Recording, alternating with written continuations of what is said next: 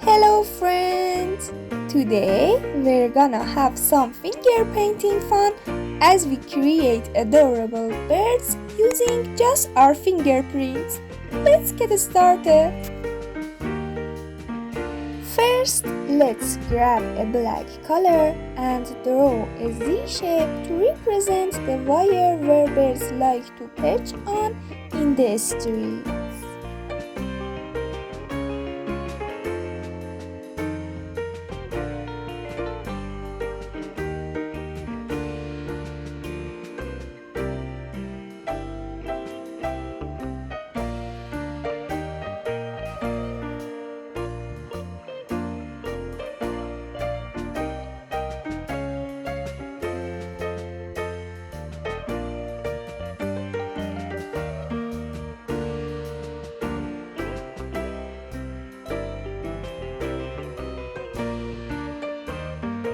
Start by dipping your finger into the paint, then gently press it onto the paper to create the body of the bird, just like this.